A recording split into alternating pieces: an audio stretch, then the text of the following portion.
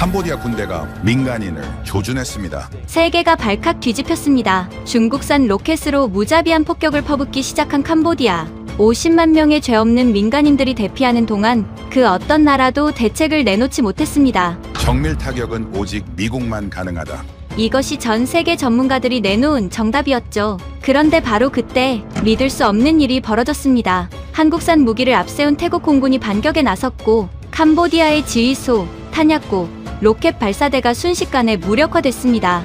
더욱 충격적인 사실은 20발이 넘는 포격에도 불구하고 단 한 건의 민간 피해도 발생하지 않았다는 겁니다. 도대체 어떻게 가능했을까요? 중국 무기를 압도한 대한민국 기술의 초격차, 지금 시작합니다. 한국이 또 끼어들었군요. 브뤼셀에서 날아온 첫 번째 메일이었습니다. 2025년 12월 7일 아침, 제 모니터에는 태국과 캄보디아 국경의 충돌 보고서가 떠 있었어요. 로켓이 마을을 덮쳤고 피난민이 50만을 넘겼습니다. 저는 마르쿠스 펠트너입니다. UNOCHA 민간인 보호 분석 국장으로 20년을 일해왔죠. 브뤼셀 메일이 틀린 말은 아니었어요. 한국이 적히면 책임 논쟁이 붙거든요. 저도 같은 생각이었습니다. 또 시작이구나. 사무실 창밖으로 제네바의 아침 안개가 걷히고 있었어요. 평화로운 풍경이었습니다. 그런데 모니터 속 세상은 정반대였어요. 817km에 달하는 국경선이 붉은 점들로 뒤덮여 있었습니다. 긴급 상황표를 다시 훑었습니다. BM-21, PHL-03. 중국산과 구소련제 로켓이 먼저 눈에 들어왔어요. 익숙한 이름들이었죠. 그 아래에 한국산 KGGB가 적혀 있었습니다. 태국 공군이 운용 중이라는 짧은 문장이 붙어 있었어요. 커피잔을 내려놓았습니다. 20년간 이런 보고서를 수백 건 써왔어요. 시리아에서도, 예멘에서도, 에티오피아에서도. 무기 항목에 특정 국가가 적히면 어떻게 되는지 너무 잘 알고 있었습니다. 문장 싸움이 시작되거든요. 누가 팔았느냐, 누가 책임지느냐. 그 논쟁이 민간인 피해보다 먼저 헤드라인을 장식합니다. 한국은 특히 그랬어요. 값싼 대체제를 파는 나라. 미국이나 유럽 무기의 하청 버전을 만드는 곳. 그게 제가 20년간 품어온 인식이었습니다. 편견이라고요? 글쎄요. 저는 그냥 패턴을 본 것뿐이에요. 한국산 무기가 분쟁 지역에 등장할 때마다 책임 논쟁이 따라붙었거든요. 이번에도 다르지 않을 거라고 생각했습니다. 브뤼셀 메일을 보낸 사람은 엘로디 마르탱이었어요. EU 윤리감사 담당관이죠. 엘로디와는 몇 년째 문서를 주고받는 사이였습니다. 엘로디의 메일은 항상 짧고 날카로웠어요. 특정 국가명을 명시하면 즉시 외교 분쟁화됩니다. 문장 리스크 검토 요망. 엘로디 말이 맞았습니다. 보고서에 국가 이름을 적는 순간 그건 더 이상 인도주의 문서가 아니에요. 정치 문서가 되는 거죠. 저는 20년간 그 경계선 위를 걸어왔습니다. 때로는 넘기도 했고 때로는 피하기도 했어요. 모니터를 다시 들여다봤습니다. 피난민 50만. 착탄구역 확산 중. 민간 피해 규모 미확인. 숫자들이 계속 올라가고 있었어요. 그런데 제 시선은 자꾸 무기 항목으로 돌아갔습니다. 한국산 KGGB. 정밀 유도폭탄이라고 적혀 있었어요. 정밀. 그 단어가 마음에 걸렸습니다. 정밀 타격이라는 건 뭘까요? 민간인을 덜 죽인다는 뜻일까요? 아니면 그냥 명분일까요? 저는 정밀이라는 단어를 별로 신뢰하지 않았어요. 폭탄은 폭탄이거든요. 어디에 떨어지든 사람은 죽습니다. 그때 전화가 울렸습니다. 방콕에서 온 연락이었어요. 화면에 뜬 이름은 정유진. 한국 국방무관이었습니다. 정유진과는 몇 달 전에 한 번 통화한 적이 있었어요. 태국 해군 함정 건조 관련 자료를 요청했을 때였죠. 그때도 정유진은 말이 적었습니다. 필요한 것만 전달하고 끊었어요. 펠트너 국장님, 태국 측에서 KGGB 운용 사실을 확인해 달라는 요청이 있었습니다. 정유진 목소리는 차분했어요. 감정이 섞여 있지 않았습니다. 저는 잠시 뜸을 들였어요. 왜 저한테 연락하시죠? 우리는 군사작전을 평가하는 기관이 아닙니다. 알고 있습니다. 다만 민간 피해 기록에 무기 항목이 포함될 거라면 정확한 정보가 필요하실 것 같아서요. 정유진 말이 틀리지 않았습니다. 우리 보고서에는 무기 항목이 들어가요. 어떤 무기가 어디에 떨어졌는지, 그게 민간 피해와 어떤 관련이 있는지, 그걸 기록하는 게 제 일이거든요. KGB가 실제로 사용됐습니까? 그렇습니다.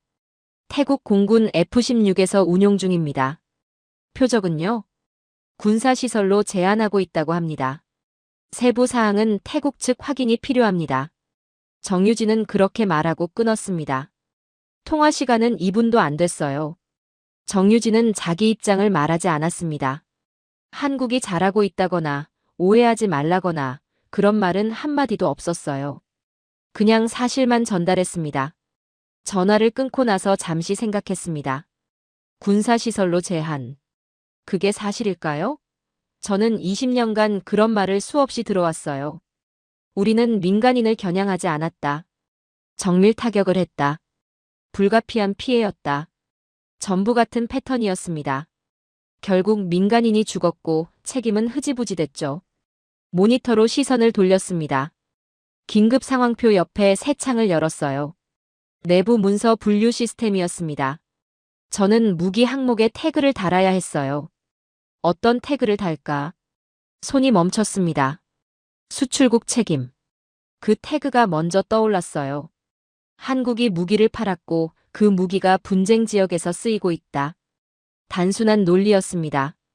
20년간 수십 번 써온 분류 방식이기도 했죠. 그런데 이번엔 뭔가 걸렸습니다. 정유진 말이 자꾸 머릿속을 맴돌았어요. 군사시설로 제한. 그게 사실이라면 어떻게 되는 걸까요? 정밀 타격이 진짜로 민간 피해를 줄이고 있다면? 아니, 그건 나중에 확인할 일이었습니다. 지금은 증거가 없었어요. 저는 태그를 임시로 달았습니다. 수출 책임 검토 필요? 결론은 아니었어요.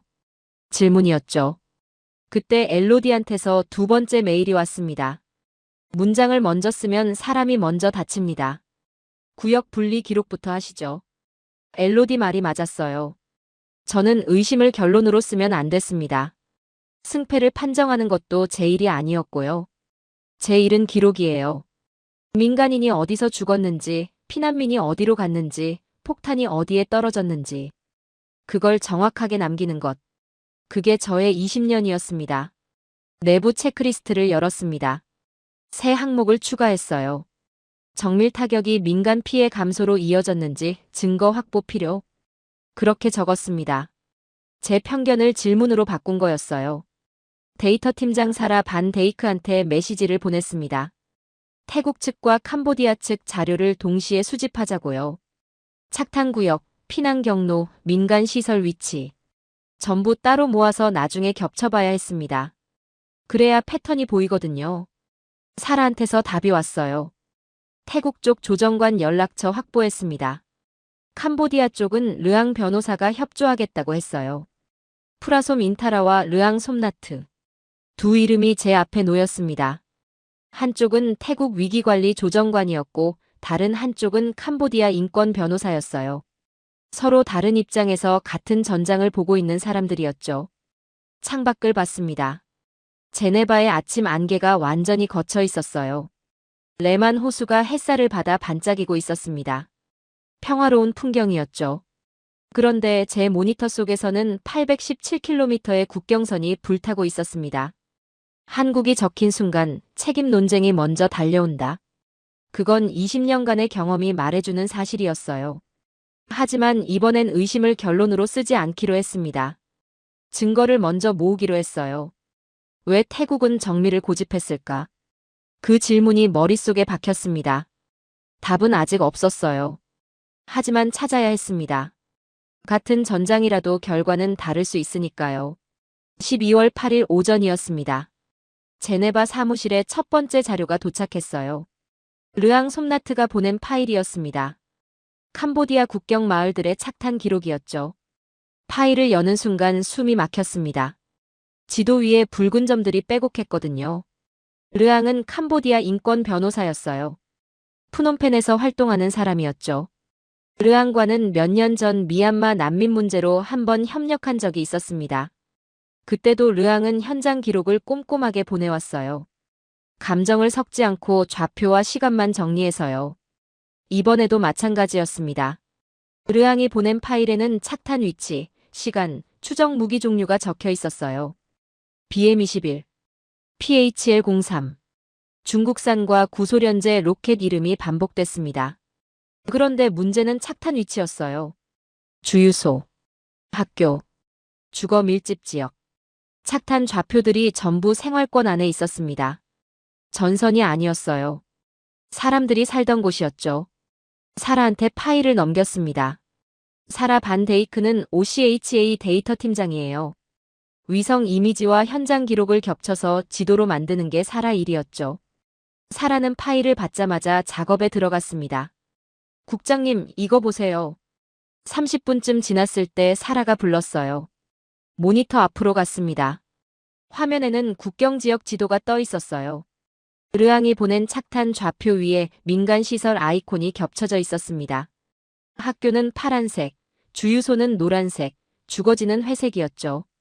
붉은 점과 아이콘이 겹치는 구간이 너무 많았습니다. 저는 말없이 화면을 들여다봤어요. 사라도 아무 말이 없었습니다. 우리 둘 다 이게 뭘 의미하는지 알고 있었거든요. 로켓이 전선을 넘었어요. 사라가 조용히 말했습니다. 저는 고개를 끄덕였어요. 로켓은 전선에서 싸우는 무기가 아니었습니다. 생활선을 끊는 무기였죠. BM-21과 PHL-03은 정밀한 무기가 아니에요. 넓은 지역에 화력을 뿌리는 무기입니다. 그게 마을 한가운데 떨어지고 있었어요. 그때 프라솜한테서 연락이 왔습니다. 프라솜 인타라는 태국 위기관리 조정관이었어요. 방콕에서 피난민 이동을 총괄하는 사람이었죠. 프라솜 목소리는 지쳐 있었습니다. 펠트너 국장님, 대피 현황 자료 보내드립니다. 시간대별로 정리했어요. 파일을 열었습니다. 대피소 위치, 수용 인원, 시간대별 유입량. 숫자들이 빼곡했어요. 그런데 프라솜이 특별히 표시해둔 구간이 있었습니다. 붉은색으로 칠해진 부분이었죠. 이 구간은 뭡니까? 대피선이 무너진 곳입니다. 프라솜 말에 심장이 철렁했어요. 대피선이 무너졌다는 건 뭘까요? 사람들이 피난을 가다가 막혔다는 뜻이었습니다. 길이 끊겼거나 너무 위험해서 지나갈 수 없었거나 어느 쪽이든 사람들은 갇힌 거였어요. 왜 무너졌습니까? 로켓 때문입니다. 이 구간에 집중적으로 떨어졌어요. 도로가 끊기고 다리가 무너지고 사람들이 발이 묶였습니다. 프라솜 목소리에 감정이 섞여 있었어요. 지친 것만이 아니었습니다. 분노가 있었죠. 프라솜도 현장에서 이걸 보고 있는 거였어요. 유지된 구간도 있습니까?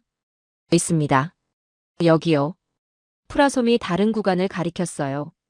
파란색으로 칠해진 부분이었습니다. 대피선이 유지된 곳이었죠. 저는 두 구간을 번갈아 봤습니다. 붉은색과 파란색. 무너진 곳과 유지된 곳. 뭐가 달랐을까요? 이 구간은 왜 유지됐습니까? 정확히는 모르겠습니다. 다만 이쪽은 로켓 피해가 적었어요. 착탄이 덜 됐습니다. 이상했습니다. 같은 전장인데 왜 어떤 곳은 로켓이 집중되고 어떤 곳은 덜 맞았을까요? 우연일 수도 있었어요. 하지만 저는 20년간 우연을 잘 믿지 않게 됐습니다. 전장에는 패턴이 있거든요. 사라한테 새 지시를 내렸습니다. 르앙이 보낸 착탄 기록과 프라솜이 보낸 대피선 자료를 겹쳐보라고요. 같은 지도 위에 올려야 했어요. 그래야 뭐가 보일지 알 수 있었습니다. 사라가 작업하는 동안 저는 긴급 상황표를 다시 열었어요. 무기 항목을 봤습니다.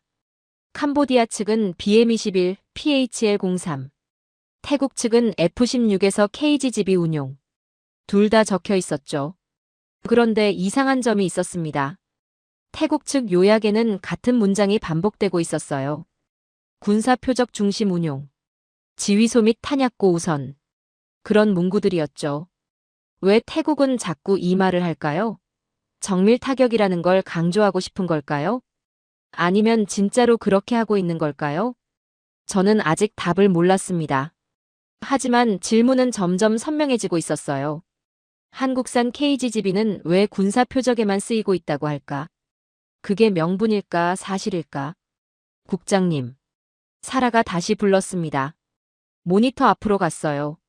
화면에 새 지도가 떠 있었습니다. 착탄 기록과 대피선 자료가 겹쳐진 거였죠. 순간 숨이 멎었습니다. 로켓 착탄 지점들이 선처럼 이어져 있었어요. 무작위가 아니었습니다. 마을을 따라가고 있었죠. 주거지, 도로, 다리, 생활 인프라를 따라 붉은 점들이 찍혀 있었습니다. 그리고 그 선이 지나간 곳에서 대피선이 끊겨 있었어요. 로켓이 선을 그리고 있어요. 사라가 말했습니다. 저는 고개를 끄덕였어요. 이건 우연이 아니었습니다. 로켓은 전선을 공격한 게 아니었어요.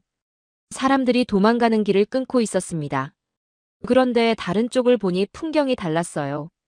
태국 측 표적 요약이 표시된 구간이었습니다. KGB가 운용됐다고 적힌 곳이었죠. 거기는 붉은 점이 아니라 작은 점 몇 개만 찍혀 있었어요. 선이 아니라 점이었습니다. 이쪽은 왜 이렇습니까? 태국 측 자료로는 지휘소, 탄약고 위치만 표시돼 있어요. 민간 시설 근처는 없습니다. 사라 말에 저는 잠시 멈췄습니다. 로켓은 선을 그렸고 정밀 타격은 점만 찍었다. 이게 사실이라면 뭘 의미하는 걸까요? 아직 결론을 내릴 수 없었어요. 태국 측 자료만으로는 부족했습니다. 현장 검증이 필요했죠. 하지만 패턴은 보이기 시작했습니다. 면으로 퍼지는 피해와 점으로 수렴하는 피해. 둘은 분명히 달랐어요. 엘로디한테 메시지를 보냈습니다. 구역 분리 기록 지침을 공식화하겠다고요. 로켓 착탄 구역과 정밀 타격 구역을 서로 다른 레이어로 분리해서 기록하겠다는 뜻이었죠. 엘로디한테서 답이 왔어요. 국가명 명시는 어떻게 할 겁니까? 저는 잠시 생각했습니다. 국가명을 적으면 외교 분쟁이 됩니다. 하지만 적지 않으면 책임이 흐려지죠. 이건 오래된 딜레마였어요. 구역 패턴이 먼저입니다. 국가명은 패턴이 확정된 후에 검토하겠습니다. 그렇게 답을 보냈습니다. 엘로디는 더 이상 반박하지 않았어요. 제 논리가 맞았거든요. 문장 싸움을 하기 전에 좌표 싸움을 해야 했습니다. 증거가 먼저였죠. 사라한테 새 지침을 내렸습니다. 앞으로 모든 착탄 기록은 구역별로 분리해서 저장하라고요. 로켓 피해 구역, 정밀 타격 구역, 대피선 상태. 세 가지를 따로 모아야 했습니다. 나중에 겹쳐봐야 하니까요. 분리 기록 없이는 책임 문구를 쓰지 않겠습니다. 제가 말했어요. 사라가 고개를 끄덕였습니다. 이건 제 결정이었어요. 의심을 결론으로 쓰지 않겠다고 했잖아요. 증거가 쌓일 때까지 기다려야 했습니다. 창밖을 봤습니다. 제네바의 오후 햇살이 사무실 안으로 들어오고 있었어요. 평화로운 빛이었죠. 하지만 제 모니터 속에서는 선과 점이 갈라지고 있었습니다. 로켓의 선, 정밀의 점. 둘 사이에 무엇이 있는 걸까요? 왜 태국은 정밀을 고집했을까? 그 질문이 더 커지고 있었습니다. 단순한 명분일까요? 아니면 진짜로 뭔가 다른 걸까요? 답을 찾으려면 좌표를 더 겹쳐봐야 했어요. 다음 단계는 현장 검증이었습니다. 12월 9일 새벽이었습니다. 잠을 설쳤어요. 머릿속에서 선과 점이 계속 맴돌았거든요. 로켓의 선, 정밀의 점. 둘이 왜 다른지 아직 답을 못 찾았습니다. 사무실에 일찍 나왔어요. 사라가 먼저 와 있었습니다. 국장님, 밤새 작업했어요. 사라 눈 밑에 그늘이 져 있었습니다. 사라도 잠을 못 잔 거였죠. 모니터 앞으로 갔어요. 화면에 새 지도가 떠 있었습니다. 어제보다 훨씬 정교해져 있었어요. 817km. 태국과 캄보디아 국경 전체가 한 화면에 들어와 있었습니다. 위성 이미지 위에 여러 레이어가 겹쳐져 있었죠. 착탄 좌표, 민간 시설 위치, 대피선 경로. 전부 색깔별로 구분돼 있었어요. 르앙한테서 추가 자료가 왔어요. 착탄 구역 세부 좌표입니다. 사라가 새 레이어를 켰습니다. 붉은 점들이 더 촘촘해졌어요. 그런데 점들이 무작위가 아니었습니다. 특정 방향으로 이어지고 있었죠. 이 축선 보이세요? 사라가 손가락으로 화면을 따라갔어요. 붉은 점들이 선처럼 늘어서 있었습니다. 북서쪽에서 남동쪽으로. 마을들을 관통하는 방향이었죠. 로켓이 이 축을 따라 떨어졌어요. 무작위 사격이 아닙니다. 사라 말이 맞았습니다. 저도 같은 걸 보고 있었거든요. BM-21과 PHL-03은 정밀한 무기가 아니에요. 넓은 지역에 화력을 뿌리는 무기죠. 그런데 착탄 패턴을 보면 특정 축을 따라 집중돼 있었습니다. 마을과 도로를 따라서요. 민간 시설 레이어 켜볼까요? 사라가 물었어요. 고개를 끄덕였습니다. 화면에 새 아이콘들이 떠올랐어요. 학교는 파란색, 주유소는 노란색, 주거지는 회색, 시장은 주황색이었죠. 순간 눈앞이 아찔해졌습니다. 붉은 점들과 아이콘들이 겹쳐 있었어요. 학교 옆에 착탄, 주유소 근처에 착탄, 주거 밀집 지역 한가운데 착탄. 우연이라고 하기엔 너무 많이 겹쳤습니다. 이건 전선이 아니에요. 제가 말했어요. 사라가 고개를 끄덕였습니다. 생활권입니다. 로켓이 사람 사는 곳을 따라가고 있어요. 그때 르앙한테서 메시지가 왔습니다. 추가 사례를 보내겠다는 내용이었어요. 파일을 열었습니다. 르앙이 정리한 피해 기록이었죠. 첫 번째 사례. 빠이린 마을 외곽. 12월 7일 오후 3시. 주유소에서 200m 떨어진 지점에 로켓 착탄. 주유소 일부 파손. 인근 가옥 3채 붕괴. 사망 2명, 부상 7명. 두 번째 사례. 오스마흐 인근. 12월 7일 오후 5시. 초등학교에서 150m 거리의 로켓 착탄. 학교 창문 전파, 운동장에 파편 3포. 당시 학생들은 대피 완료. 사망자 없음. 세 번째 사례. 알롱뱅 도로. 12월 8일 오전 8시. 피난민 이동 경로에 로켓 착탄. 도로 일부 파손, 차량 2대 전소. 사망 3명, 부상 12명. 기록을 읽으면서 손이 떨렸습니다. 이건 전쟁이 아니었어요. 학살에 가까웠죠. 로켓이 군사시설이 아니라 사람들이 모이는 곳, 사람들이 도망가는 곳을 노리고 있었습니다. 사라, 이 좌표들 다 입력해요. 제가 말했어요. 사라가 바로 작업에 들어갔습니다. 르앙이 보낸 사례들이 지도 위에 새로운 점으로 추가됐어요. 붉은 점들이 더 촘촘해졌습니다. 축선이 더 선명해졌죠. 국장님, 이쪽 보세요. 사라가 화면 한쪽을 가리켰어요. 붉은 점들이 집중된 구간이었습니다. 그런데 그 구간 바로 옆에 다른 색깔의 표시가 있었어요. 프라솜이 보낸 대피선 자료였죠. 빨간색으로 칠해진 부분. 대피선이 무너진 곳이었습니다. 겹쳐요. 사라가 말했어요. 저도 보고 있었습니다. 로켓이 집중된 곳에서 대피선이 끊겼어요. 우연이 아니었습니다. 로켓이 피난 경로를 끊고 있었던 거죠. 그때 프라솜한테서 전화가 왔습니다. 펠트너 국장님, 추가 자료 보내드립니다. 대피소 수용 현황이에요. 파일을 열었어요. 대피소별 수용 인원과 시간대별 변화가 적혀 있었습니다. 그런데 프라솜이 특별히 메모를 달아놓은 부분이 있었어요. 이 대피소들은 왜 따로 표시했습니까? 여기는 수용 인원이 급증한 곳이에요. 다른 경로가 막혀서 사람들이 몰린 겁니다. 프라솜 말을 듣고 지도를 다시 봤습니다. 대피선이 무너진 구간 옆에 있는 대피소들이었어요. 로켓이 한쪽 길을 끊으니까 사람들이 다른 쪽으로 몰린 거였죠. 병목 현상이었습니다. 유지된 구간은 어떻습니까? 여기요. 프라솜이 다른 구간을 알려줬어요. 파란색으로 칠해진 부분이었습니다. 대피선이 살아있는 곳이었죠. 그 구간을 지도에서 찾았어요. 이상했습니다. 그 구간에는 붉은 점이 거의 없었어요. 로켓 착탄이 적었던 거죠. 왜 그랬을까요? 프라솜 씨, 이 구간에는 왜 로켓이 덜 떨어졌습니까? 정확히는 모르겠습니다. 다만 이쪽은 태국 공군이 먼저 대응한 구역이에요. 태국 공군, KGB, 정밀 타격. 단어들이 머릿속에서 연결됐습니다. 태국이 정밀 타격으로 대응한 구역에서는 로켓 피해가 적었다. 그게 사실일까요? 사라, 태국 측 표적 요약 레이어 켜봐요. 사라가 새 레이어를 켰습니다. 작은 점들이 나타났어요. 붉은 선과는 달랐습니다. 점이었죠. 흩어져 있지 않고 특정 위치에만 찍혀 있었어요. 이게 KGB 운용 추정 구역입니다. 태국 측 요약의 지휘소, 탄약고로 표시된 곳이에요. 점들을 봤습니다. 민간 시설 아이콘 근처에는 없었어요. 학교, 주유소, 주거지에서 떨어진 곳에만 찍혀 있었습니다. 선이 아니라 점, 면이 아니라 점. 확실히 달랐어요. 이게 진짜입니까? 제가 물었어요. 사라가 어깨를 으쓱했습니다. 태국 측 자료만으로는 확인이 안 돼요. 현장 검증이 필요합니다. 맞는 말이었어요. 태국이 제공한 자료만 믿을 수는 없었습니다. 당사자니까요. 하지만 패턴은 분명히 달랐어요. 로켓은 선을 그렸고 정밀 타격은 점만 찍었습니다.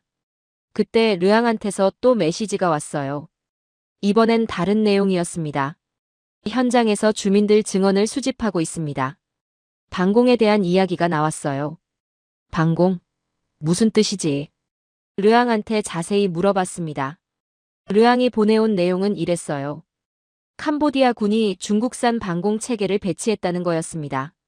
주민들 사이에서 그 이야기가 돌았대요. 방공이 있으니까 안전하다. 태국 공군이 못 들어온다.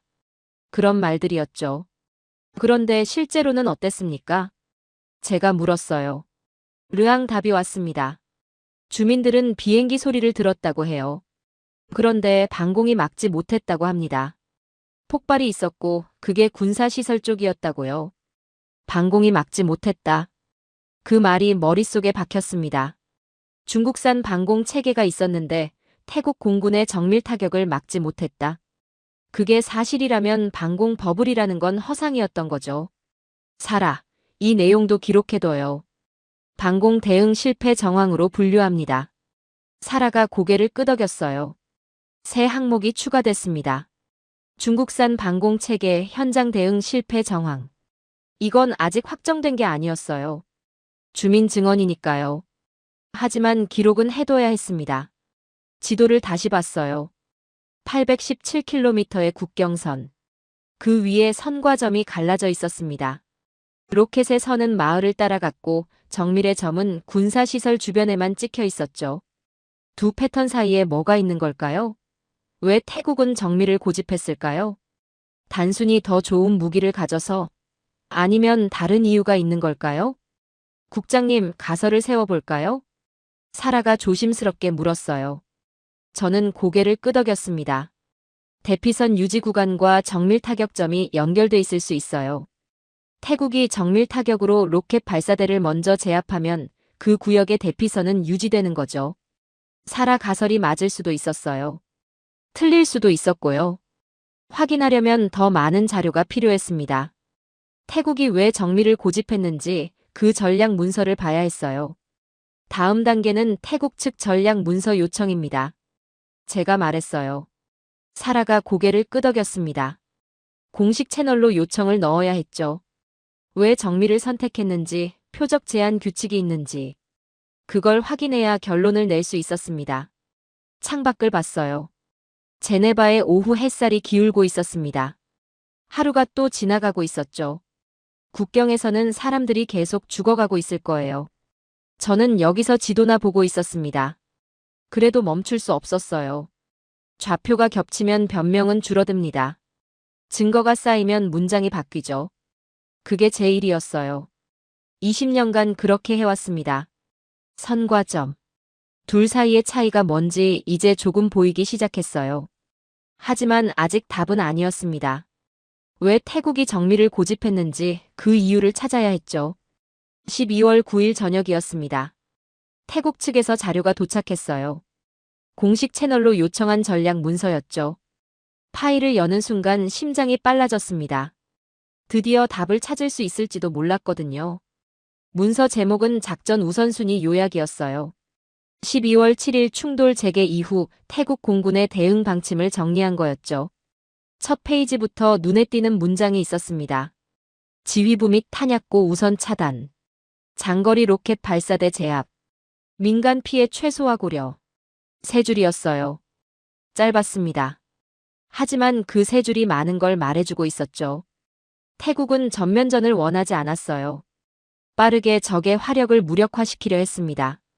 그래야 전쟁이 짧아지고 민간 피해도 줄어드니까요. 사라, 이것 좀 봐요. 사라를 불렀습니다. 사라가 모니터 앞으로 왔어요. 문서를 함께 읽었죠.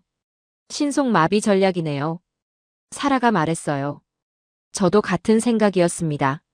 신속마비. 적의 지휘 체계와 화력 수단을 빠르게 무력화시켜서 전쟁을 단축시키는 전략이죠. 미군이 걸프전에서 썼던 방식이에요. 그런데 왜 KGB를 선택했을까요? 제가 물었어요. 문서를 더 읽어봤습니다. 다음 페이지에 답이 있었어요.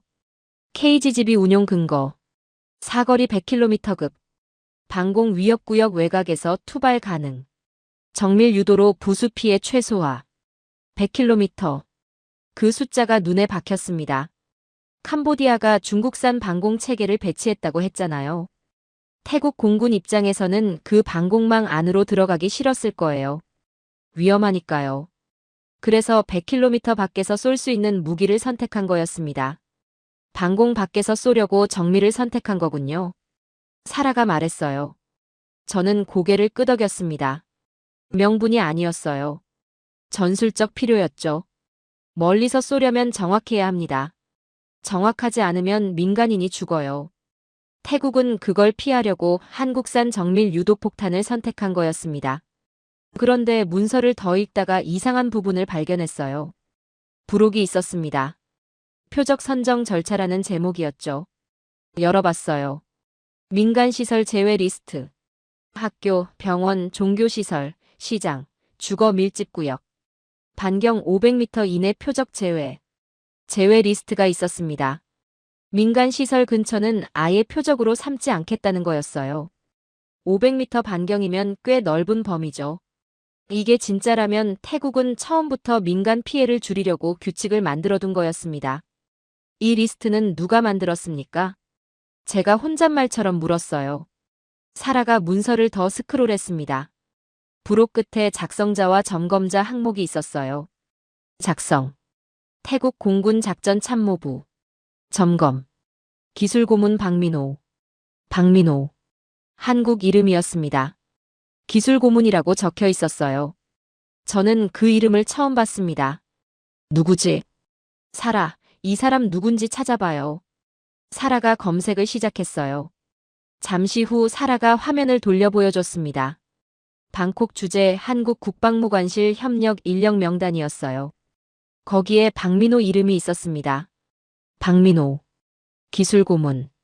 태국 파견 26년 차. 26년. 저는 눈을 의심했어요. 26년이라고요? 한 사람이 같은 나라에 26년을 있었다는 겁니까? 이게 맞아요? 제가 물었어요. 사라가 고개를 끄덕였습니다. 기록상으로는 1999년 첫 파견이에요. 이후 계속 태국에 있었다고 합니다. 1999년. 그때면 제가 OCHA에서 일을 시작하기도 전이었어요. 한 사람이 26년간 같은 곳에서 뭘 했을까요? 그리고 왜 민간시설 제외 리스트의 점검자로 이름이 올라가 있는 걸까요? 정유진한테 연락했습니다. 방콕 주재 한국 국방무관이었죠. 정유진이 전화를 받았어요. 박민호라는 분이 누구입니까? 제가 단도직입적으로 물었어요. 정유진이 잠시 침묵했습니다. 그리고 조심스럽게 말했어요.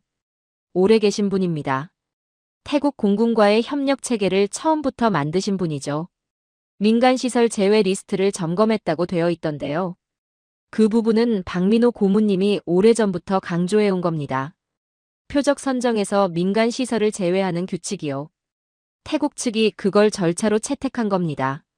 저는 잠시 말을 잃었어요. 한국인 기술고문이 26년간 태국에 있으면서 민간시설 제외 규칙을 만들었다고요? 그게 지금 이 전쟁에서 작동하고 있다고요? 왜 그런 규칙을 만들었습니까? 제가 물었어요.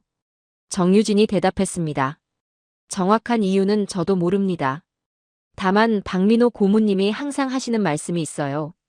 무기를 팔 때 규칙도 같이 팔아야 한다고요. 그래야 나중에 책임 논쟁에서 버틸 수 있다고. 무기를 팔 때 규칙도 같이 판다. 그 말이 머릿속에 박혔습니다. 저는 20년간 무기 수출국들이 책임을 회피하는 걸 수없이 봐왔어요. 우리는 팔기만 했다. 어떻게 쓰는지는 구매국 책임이다. 그런 논리였죠. 그런데 이 사람은 달랐어요. 규칙을 같이 팔았다는 거잖아요. 민간 시설을 피하라는 규칙, 표적 선정에 제한을 두라는 규칙. 그걸 26년간 만들어 온 거였습니다.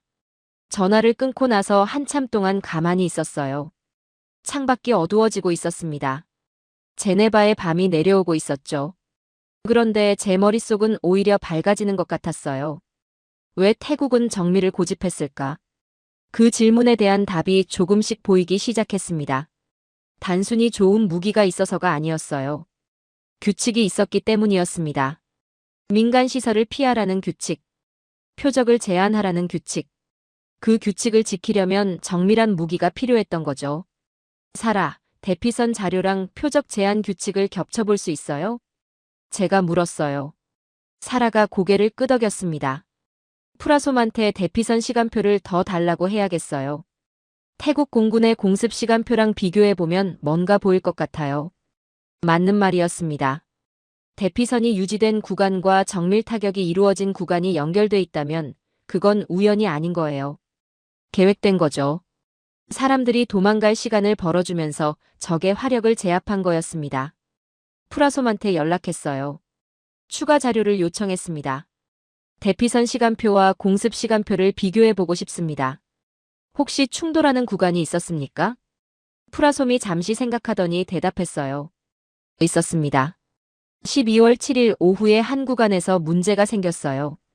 대피 중인데 공습 시간이 겹쳤습니다. 어떻게 됐습니까? 공습이 지연됐어요. 대피가 완료될 때까지 기다렸습니다. 저는 숨을 멈췄어요. 공습을 지연시켰다고요? 대피가 끝날 때까지 기다렸다고요? 전쟁 중에 그런 결정을 내릴 수 있는 겁니까? 왜 그랬습니까? 표적 제한 규칙 때문입니다. 민간인 이동 중에는 공습하지 않는다는 규칙이 있어요. 표적 제한 규칙. 박민호가 점검한 그 규칙이었습니다. 종이 위의 규칙이 실제 전장에서 작동하고 있었어요. 사람들이 도망갈 시간을 벌어주고 있었던 거죠. 전화를 끊고 나서 지도를 다시 봤습니다. 선과 점. 로켓의 선과 정밀의 점. 둘 사이의 차이가 이제 더 선명하게 보였어요. 로켓은 규칙이 없었습니다.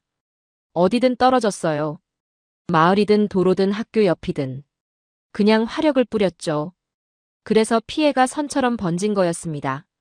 정밀 타격은 달랐어요. 규칙이 있었습니다. 민간 시설을 피하라. 대피 중에는 공습하지 마라. 그 규칙을 지키려면 정밀해야 했고, 기다려야 했고, 제한해야 했어요. 그래서 피해가 점으로만 찍힌 거였습니다. 규칙은 결국 사람의 이름이었어요. 박민호. 26년간 태국에 있으면서 그 규칙을 만들고 점검한 사람. 저는 그 사람을 만난 적이 없었습니다. 앞으로도 만날 일이 없을지도 몰라요. 하지만 그 사람이 만든 규칙이 지금 사람들을 살리고 있었습니다. 창밖을 봤어요. 제네바의 밤하늘에 별이 보였습니다. 국경에서는 지금도 로켓이 날아다니고 있겠죠. 하지만 어떤 구간에서는 사람들이 도망가고 있을 거예요. 정밀 타격이 시간을 벌어주고 있으니까요. 다음 단계가 보였습니다. 이 모든 걸 한 화면에 담아야 했어요. 817km의 국경선, 로켓의 선, 정밀의 점, 대피선, 피난민 이동 경로. 전부 겹쳐놓으면 패턴이 증명될 거예요. 그게 5장의 목표였습니다. 12월 9일 밤이 깊어가고 있었습니다. 사라는 퇴근하지 않았어요. 저도 사무실에 남아 있었죠. 817km를 한 화면에 담아야 했거든요. 그게 오늘 밤의 목표였습니다. 국장님, 위성 이미지 합성 거의 끝났어요. 사라가 불렀습니다. 모니터 앞으로 갔어요. 화면에 거대한 지도가 떠 있었습니다. 태국과 캄보디아 국경선 전체였죠. 817km가 한눈에 들어왔어요. 위성 이미지 위에 폭발 흔적들이 표시돼 있었습니다. 며칠간 모은 착탄 좌표들이었죠. 붉은색과 파란색으로 구분돼 있었어요. 붉은색은 로켓 추정 착탄. 파란색은 정밀 타격 추정 착탄. 색깔만 봐도 패턴이 달랐습니다. 이제 대피선 오버레이를 올릴게요. 사라가 새 레이어를 켰어요. 노란색 선들이 나타났습니다. 피난민 이동 경로였죠. 프라솜이 보내준 자료였어요. 대피소 위치도 함께 표시됐습니다. 작은 삼각형 아이콘들이었죠. 순간 숨이 멎었습니다. 50만이 넘는 사람들이 움직인 흔적이 한 화면에 있었어요. 노란 선들이 국경을 따라 흐르고 있었습니다. 어떤 선은 끊겨 있었고 어떤 선은 이어져 있었죠. 끊긴 곳에는 붉은 점들이 몰려 있었어요. 로켓 착탄 구역이었습니다. 피난선이 끊긴 곳과 로켓 착탄 구역이 겹쳐요. 사라가 말했어요. 저도 보고 있었습니다. 우연이 아니었죠. 로켓이 피난 경로를 끊고 있었던 거예요. 사람들이 도망가는 길 위에 떨어지고 있었습니다. 민간 시설 레이어도 켜봐요. 제가 말했어요. 사라가 또 다른 레이어를 켰습니다. 아이콘들이 나타났어요. 학교, 주유소, 시장, 주거지. 색깔별로 구분돼 있었죠. 르앙이 보내준 좌표들이었습니다.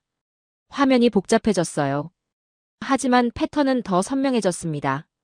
붉은 점들이 민간 시설 아이콘 주변에 몰려 있었거든요. 학교 옆에 착탄, 시장 근처에 착탄, 주거지 한가운데 착탄. 선이 마을을 따라 그어져 있었습니다. 이건 전쟁이 아니에요. 제가 말했어요. 사라가 고개를 끄덕였습니다. 생활선을 끊는 거예요. 사람들이 사는 곳을 노리고 있어요. 그때 화면 반대쪽을 봤습니다. 파란색 점들이 찍힌 구역이었어요. 정밀 타격 추정 착탄 지점이었죠. 그쪽은 풍경이 달랐습니다. 파란 점들은 민간 시설 아이콘에서 떨어져 있었어요. 학교도 없고 시장도 없고 주거지도 없는 곳에만 찍혀 있었습니다. 대신 다른 표식들이 있었죠. 군사시설 추정 위치였어요. 지휘소, 탄약고, 로켓 발사대. 태국 측 요약에 적힌 표적들이었습니다. 점이 군사 표식만 따라갔어요. 사라가 말했어요. 저는 두 구역을 번갈아 봤습니다. 붉은 선과 파란 점. 면으로 퍼진 피해와 점으로 수렴한 피해. 같은 전장인데 완전히 다른 그림이었습니다. 대피선 유지 구간은 어디예요? 제가 물었어요. 사라가 노란 선들 중에서 끊기지 않은 구간을 가리켰습니다. 초록색으로 하이라이트 처리된 부분이었죠. 여기요. 이 구간들은 대피선이 유지됐어요.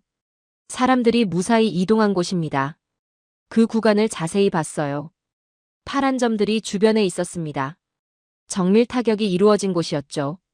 그리고 붉은 점은 거의 없었어요. 로켓 피해가 적었던 거예요. 연결돼 있어요. 제가 말했어요. 사라가 고개를 끄덕였습니다. 정밀 타격이 로켓 발사대를 제압한 구간에서 대피선이 살아남았어요. 그게 어제 세운 가설이었죠. 이제 증거가 눈앞에 있었습니다. 정밀 타격과 대피선 유지가 연결돼 있다는 증거요. 우연이 아니었어요. 전략이었습니다. 태국이 정밀 타격으로 로켓 발사대를 먼저 제압해서 사람들이 도망갈 시간을 번 거였어요. 이걸 공식 증거 도표로 채택합니다. 제가 말했어요. 사라가 파일을 저장했습니다. 817km의 국경선. 50만 피난민의 이동 경로. 로켓의 선. 정밀의 점. 전부 한 화면에 담겼어요. 이제 이건 말이 아니라 그림이었습니다. 그때 르앙한테서 메시지가 왔어요. 새벽 시간인데도 르앙은 깨어 있었습니다. 현장에서 밤새 기록을 정리하고 있었던 거죠. 추가 좌표 보냅니다. 오늘 수집한 겁니다. 파일을 열었어요. 새 착탄 좌표들이었습니다. 사라가 바로 지도에 추가했죠. 붉은 점들이 더 늘어났어요. 선이 더 선명해졌습니다. 르앙 씨, 현장 상황은 어떻습니까? 제가 물었어요. 르앙 답이 왔습니다. 사람들이 계속 오고 있어요. 국경 마을들에서요. 집이 무너졌다고 합니다. 로켓 때문에요. 대피소는 충분합니까? 부족해요. 특히 이쪽 구간은 사람들이 너무 몰렸어요. 다른 길이 막혀서요. 다른 길이 막혔다. 그 말이 지도 위에서 보였어요. 대피선이 끊긴 구간 옆에 대피소들이 있었거든요. 사람들이 한쪽으로 몰린 거였습니다. 병목 현상이었죠. 로켓이 만든 병목이었어요. 르앙 씨, 혹시 반대쪽 구간은 어떻습니까? 대피선이 유지된 거죠? 잠시 후 르앙 답이 왔어요. 그쪽은 상대적으로 여유가 있어요. 사람들이 분산됐거든요. 길이 살아있으니까요. 길이 살아있다. 그 말이 증거였습니다. 정밀 타격이 이루어진 구간에서는 길이 살아있었어요.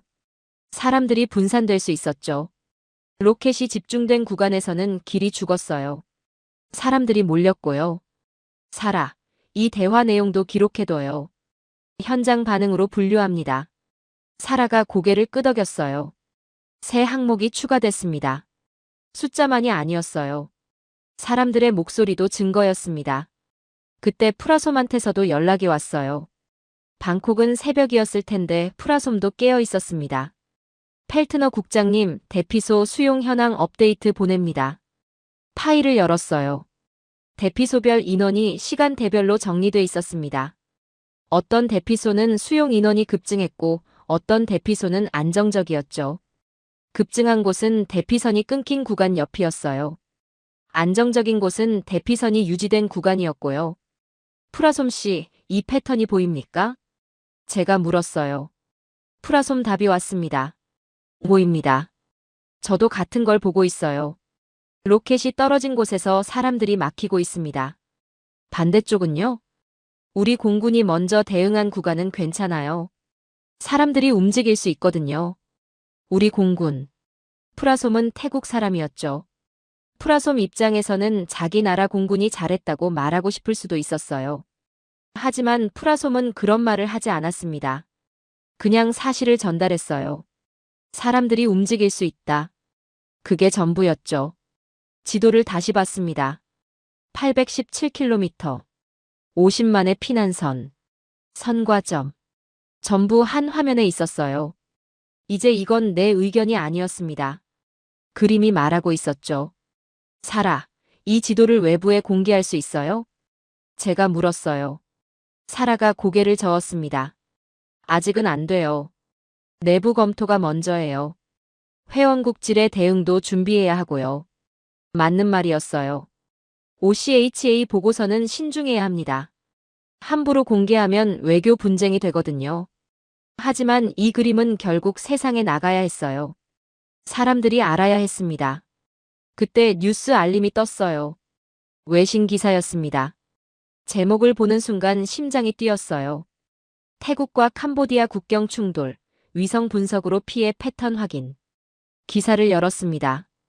어떤 연구소에서 위성 이미지를 분석한 거였어요. 우리랑 비슷한 작업을 한 거죠. 기사에는 이런 문장이 있었습니다. 대피선이 전장을 증언하고 있다. 피난민 이동 경로와 착탄 구역의 상관관계가 드러났다. 외신이 먼저 움직였어요. 우리보다 빨랐습니다. 하지만 괜찮았어요. 같은 결론을 향해 가고 있었거든요. 증거가 쌓이고 있었습니다.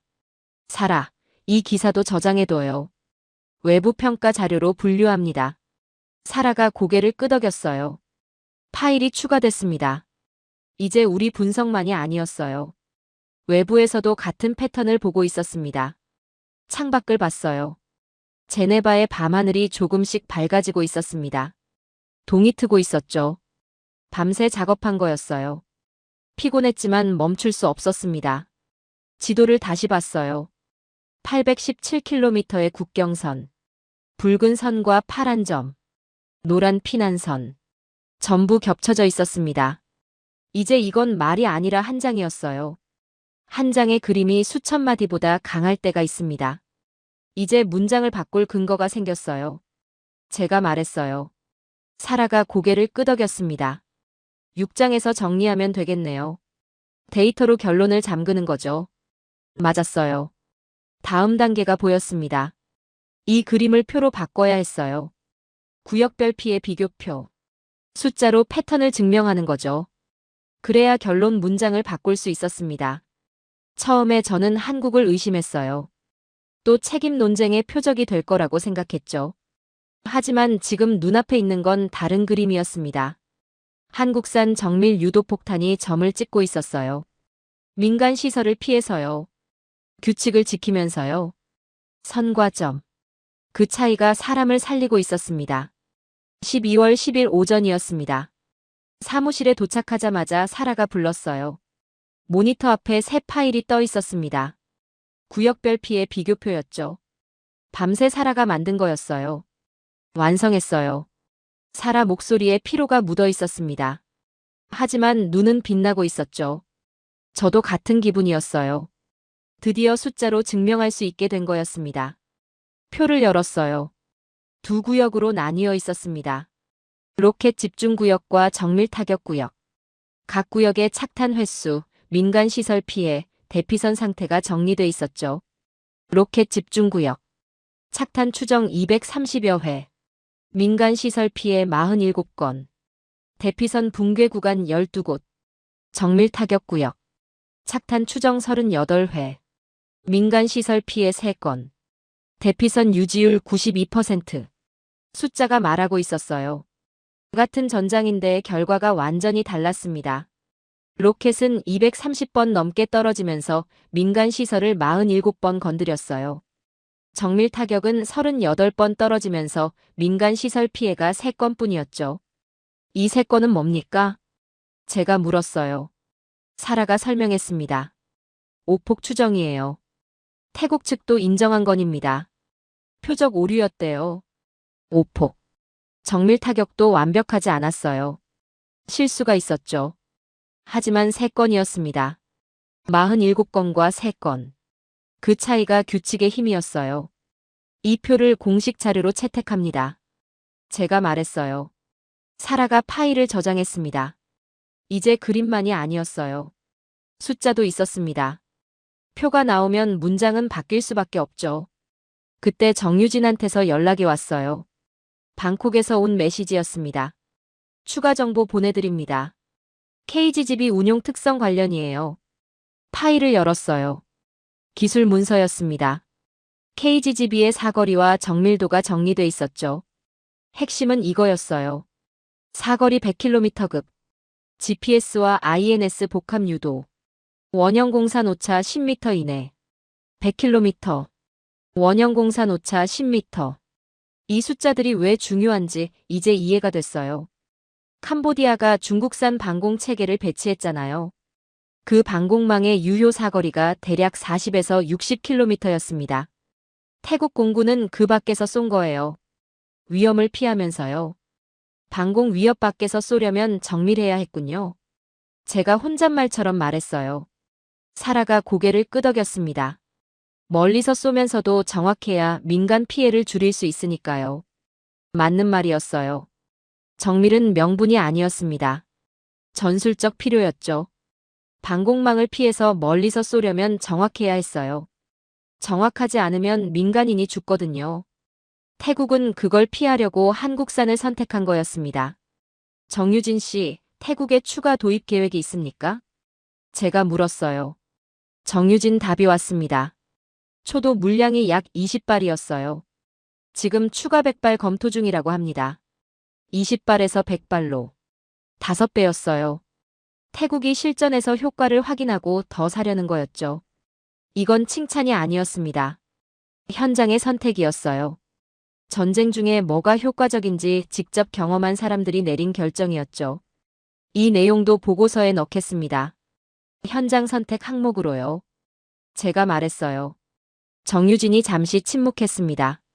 그리고 조심스럽게 말했죠. 한 가지 더 있어요. 박민호 고문님 관련입니다. 박민호. 민간시설 제외 리스트를 점검한 사람이었죠. 26년간 태국에 있던 한국인. 그 이름이 또 나왔습니다. 뭡니까? 박민호 고문님이 만든 규칙이 있어요.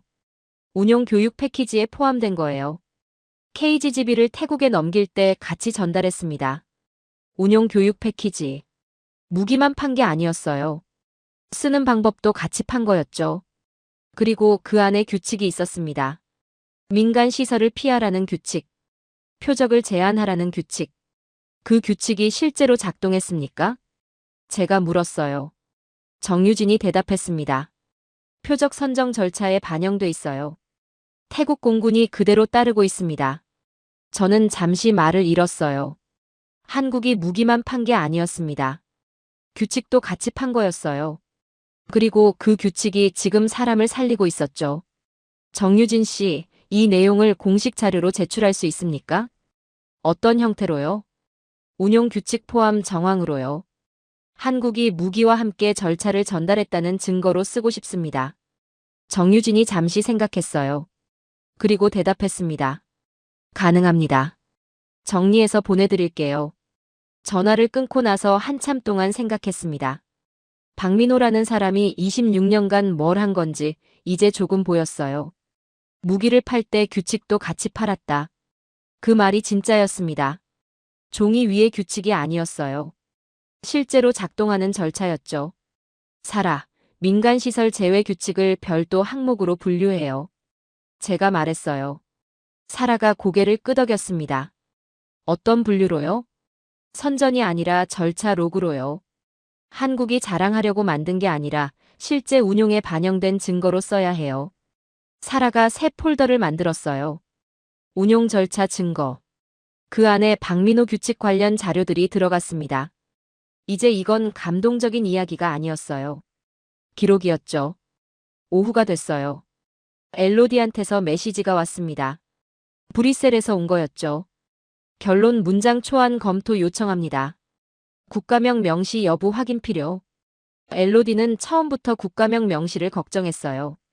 특정 국가를 비난하면 외교 분쟁이 되니까요. 그런데 지금 상황이 달라졌습니다. 비난할 국가가 바뀐 거였어요. 처음에 저는 한국을 의심했어요. 또 책임 논쟁의 표적이 될 거라고 생각했죠. 수출국 책임. 그 프레임이 머릿속에 있었습니다. 하지만 증거가 쌓이면서 그림이 바뀌었어요. 문제는 한국이 아니었습니다. 한국산 정밀 유도폭탄은 규칙을 지키면서 점만 찍고 있었어요. 문제는 로켓이었죠. 중국산과 구소련제 로켓. 규칙 없이 선을 긋고 있었습니다. 마을을 따라서요. 사라, 초안 열어봐요.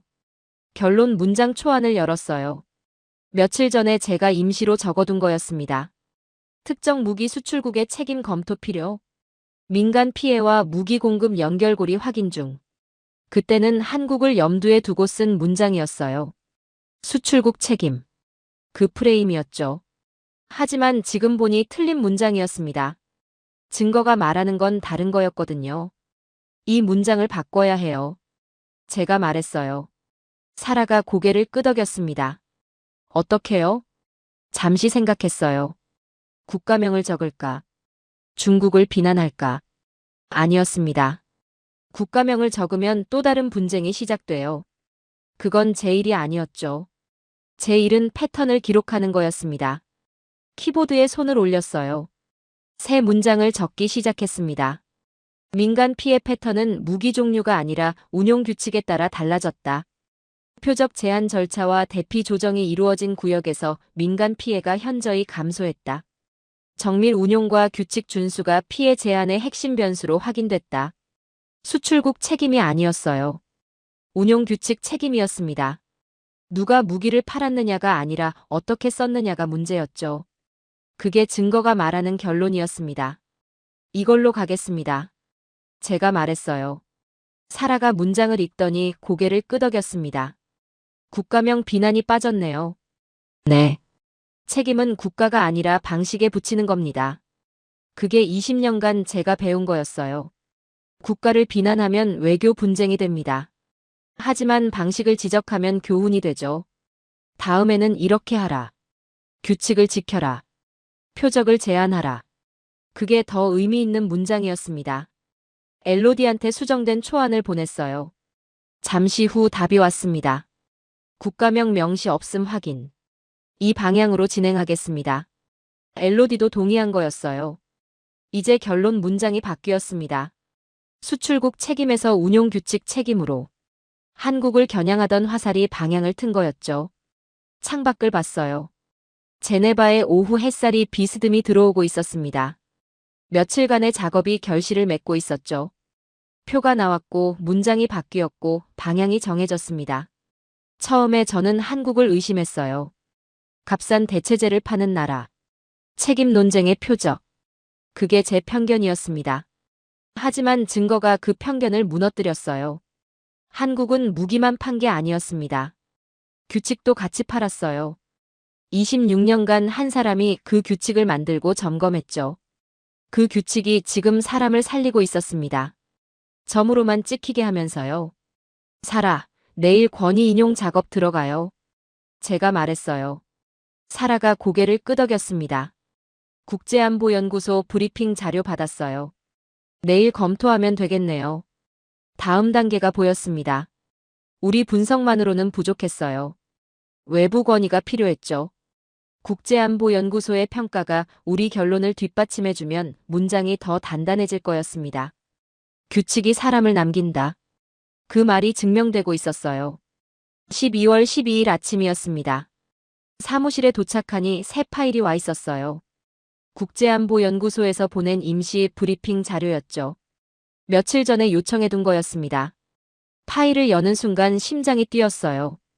브리핑 문서 첫 페이지에 핵심 문장이 있었습니다.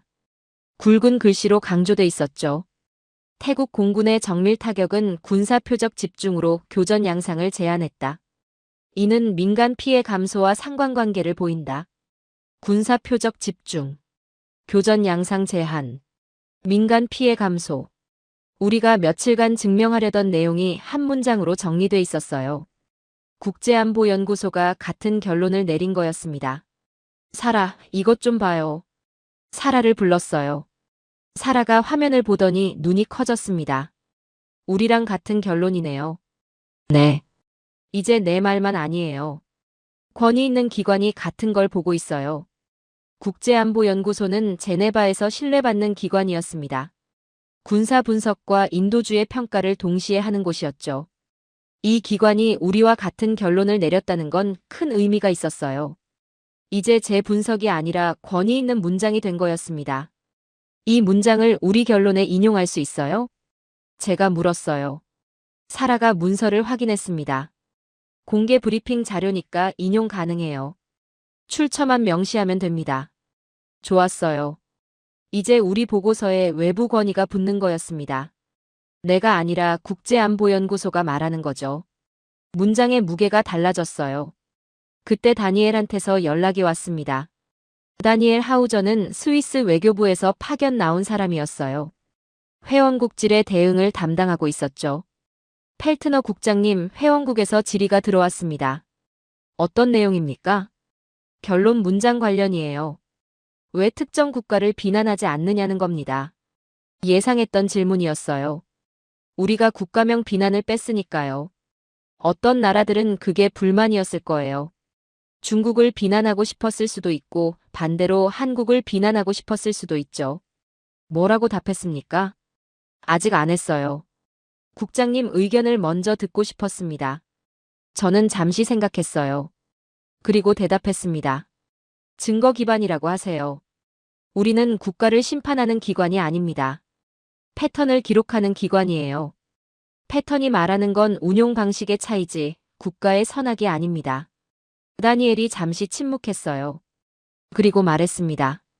그렇게 전달하겠습니다. 전화를 끊고 나서 창밖을 봤어요. 제네바의 아침 하늘이 맑았습니다. 하지만 제 머릿속은 복잡했죠. 문장 하나가 얼마나 많은 사람들에게 영향을 미치는지 알고 있었거든요. 잘못 쓰면 외교 분쟁이 되고 잘 쓰면 교훈이 됩니다. 그때 뉴스 알림이 또 떴어요. 외신 기사였습니다. 제목을 보는 순간 숨이 멎었어요. 817km의 증거, 피난선이 전장을 말하다. 기사를 열었습니다. 우리가 만든 위성 합성 이미지가 실려 있었어요. 누가 유출한 건 아니었습니다. 외신 기자들이 비슷한 작업을 한 거였죠. 위성 이미지는 공개 자료니까요. 누구나 분석할 수 있었어요. 기사 내용은 우리 분석과 거의 같았습니다. 로켓 착탄 구역과 정밀 타격 구역의 차이. 대피선 유지율의 상관관계. 기자가 쓴 문장 중에 이런 게 있었어요. 피난민 50만의 이동 경로가 전장의 진실을 증언하고 있다. 어떤 구역에서는 사람들이 도망갈 수 있었고 어떤 구역에서는 길이 끊겼다. 그 차이가 무기의 종류가 아니라 운용 방식에서 비롯됐다는 분석이 나오고 있다. 운용 방식. 외신도 같은 결론을 향해 가고 있었어요. 이제 우리만 말하는 게 아니었습니다. 세상이 같은 걸 보기 시작한 거였죠. 사라, 이 기사도 저장해둬요. 제가 말했어요. 사라가 고개를 끄덕였습니다. 외부 평가 자료 폴더가 점점 두꺼워지고 있었어요. 오후가 됐습니다. 르앙한테서 메시지가 왔어요. 현장에서 보낸 거였죠. 증언 하나 보내드립니다. 국장님이 보셔야 할 것 같아요. 파일을 열었어요. 음성 녹음이었습니다. 르앙이 국경 마을에서 수집한 주민 증언이었죠. 재생 버튼을 눌렀어요. 캄보디아어였습니다. 르앙이 번역을 달아놓았어요. 화면에 자막이 떴습니다. 저는 폭탄을 싫어해요. 어떤 폭탄이든요. 하지만 이상한 게 있었어요. 우리 마을은 많이 안 무너졌거든요. 옆 마을은 다 무너졌는데. 왜 그런지 모르겠어요. 그냥 운이 좋았나 봐요. 증언이 끝났어요. 저는 화면을 멍하니 바라봤습니다. 운이 좋았다. 그 사람은 그렇게 생각한 거였어요. 하지만 저는 알고 있었습니다. 운이 아니었어요. 규칙이었죠. 그 마을이 덜 무너진 건 정밀 타격 구역이었기 때문이었어요. 민간시설 제외 리스트에 있었기 때문이었죠. 박민호가 26년간 만든 규칙 때문이었습니다. 그 사람은 모르는 거였어요. 자기가 왜 살아남았는지. 르앙 씨, 이 증언 공식 자료로 쓸 수 있습니까? 제가 물었어요. 르앙 답이 왔습니다. 동의받았습니다. 익명 처리하면 돼요. 감사합니다. 이건 숫자보다 중요한 증거예요. 숫자는 패턴을 보여줍니다. 하지만 증언은 사람을 보여주죠. 보고서에 둘 다 필요했어요. 표와 목소리, 데이터와 얼굴. 그래야 문장이 살아있게 되거든요. 저녁이 됐어요. 자비에한테서 연락이 왔습니다. 자비에 르메르는 NGO 대표였어요. 무기 수출 규제를 주장하는 단체를 이끌고 있었죠.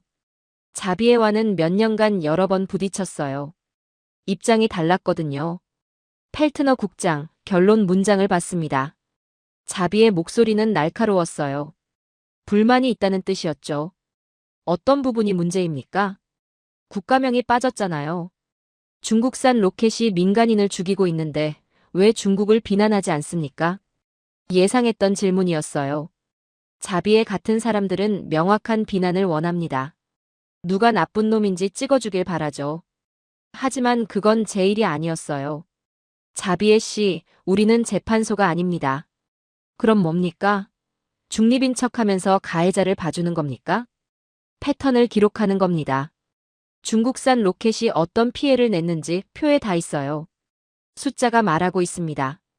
국가명을 적지 않아도 누구나 읽을 수 있어요. 자비에가 잠시 침묵했어요. 그리고 다른 방향으로 나왔습니다. 그럼 한국은요? 한국도 무기를 팔았잖아요. 왜 한국은 비난하지 않습니까? 증거가 없으니까요. 없다고요? 한국산 정밀 유도폭탄은 군사 표적에만 떨어졌어요. 민간 시설 피해가 3건이에요. 로켓은 47건이고요. 이 차이를 어떻게 같은 비난으로 묶습니까? 자비에가 말을 잃었어요. 숫자 앞에서는 감정이 통하지 않거든요. 저는 20년간 그걸 배웠습니다. 자비에 씨, 저도 처음엔 한국을 의심했어요. 또 책임 논쟁의 표적이 될 거라고 생각했죠. 하지만 증거가 다른 걸 말하고 있어요. 제가 보고 싶은 걸 쓰는 게 아니라 증거가 말하는 걸 쓰는 겁니다. 자비에는 더 이상 반박하지 않았어요. 전화가 끊겼습니다. 자비에가 납득한 건 아니었을 거예요. 하지만 상관없었습니다. 제 보고서는 자비에를 설득하려고 쓰는 게 아니거든요. 증거를 남기려고 쓰는 거예요. 밤이 됐어요. 사무실에 혼자 남았습니다.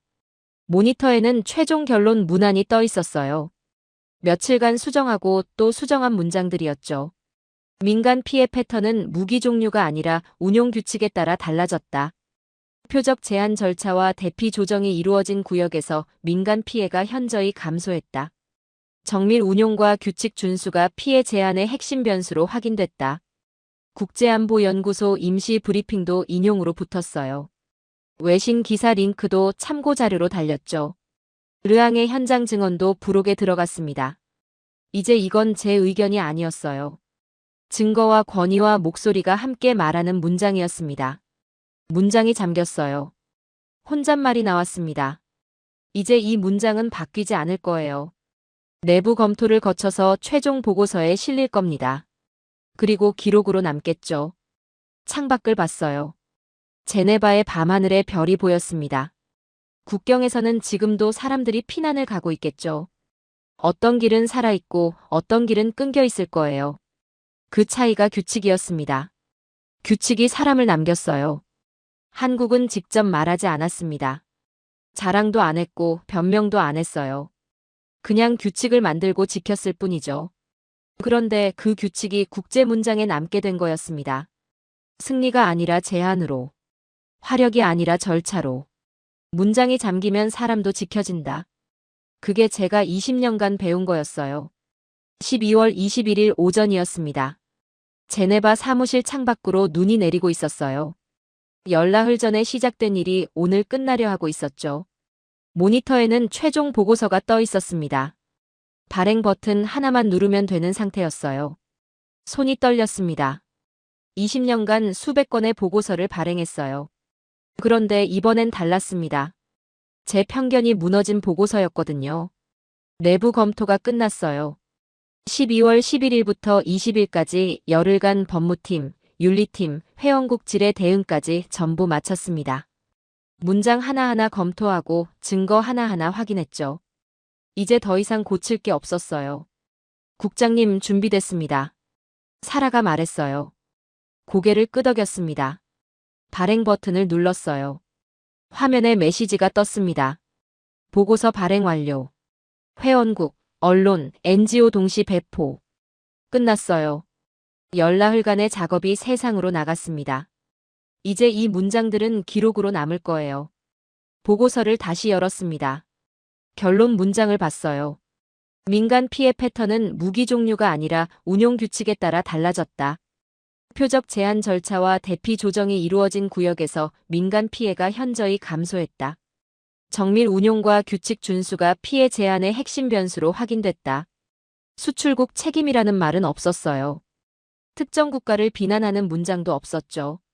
대신 운용 규칙이 있었습니다. 방식이 있었어요. 그게 증거가 말하는 결론이었거든요. 부록을 열었습니다. 거기에 이름들이 있었어요. 표적 제한 절차 출처, 기술 고문 박민호, 대피선 데이터 제공, 태국 위기관리 조정관 프라소 민타라, 피해 기록 지도화, 캄보디아 인권 변호사 르앙 솜나트. 세 사람의 이름이었습니다. 보고서 본문에는 없었어요. 부록에만 있었죠. 하지만 이 이름들이 없었으면 보고서도 없었을 거예요. 규칙을 만든 사람, 대피선을 지킨 사람, 피해를 기록한 사람. 세 사람이 각자의 자리에서 한 일이 여기 모인 거였습니다. 박민호. 26년간 태국에 있으면서 민간시설 제외 규칙을 만든 사람이었어요. 저는 그 사람을 만난 적이 없었습니다. 앞으로도 만날 일이 없을지도 몰라요. 하지만 그 사람이 만든 규칙이 공식 문서에 출처가 됐어요. 영웅담이 아니라 절차의 기록으로요. 내 컴퓨터에서 다른 파일을 열었습니다. 내부 문서 분류 시스템이었어요.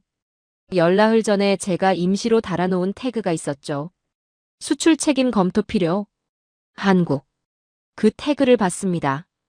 열나흘 전에 제가 달아놓은 거였어요.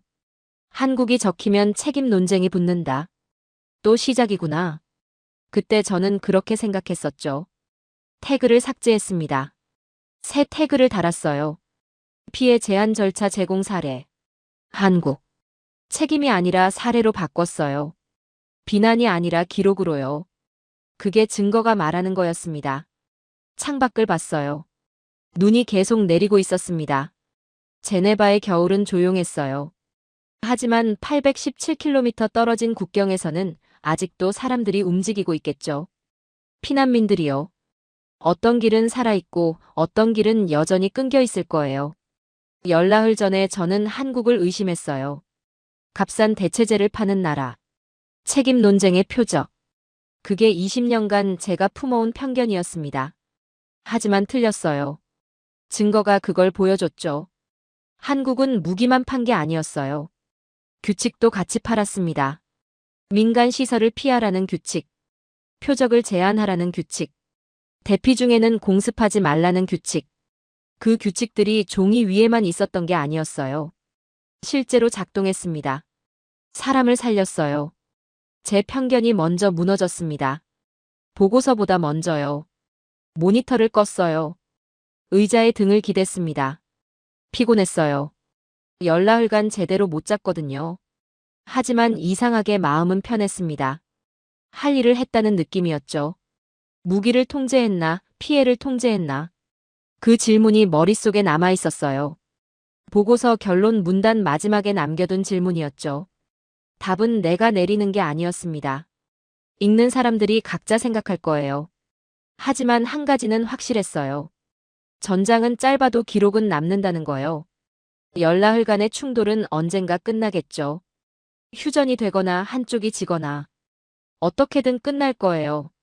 하지만 이 보고서는 남을 겁니다. 규칙이 사람을 살렸다는 기록이요. 박민호라는 이름도 남을 거예요. 부록이에요. 본문이 아니라 부록. 하지만 그게 더 오래 갈지도 몰라요. 영웅은 잊혀도 절차는 남거든요. 창밖에 눈을 바라봤습니다. 제네바의 겨울은 하얗고 조용했어요. 레만 호수가 눈에 덮여 있었죠. 평화로운 풍경이었습니다. 저는 20년간 이 창밖을 봐왔어요. 분쟁 보고서를 쓰면서요. 숫자를 세면서요. 문장을 고르면서요. 그런데 오늘은 뭔가 달랐습니다. 숫자 뒤에 이름이 보였거든요. 문장 뒤에 사람이 보였어요.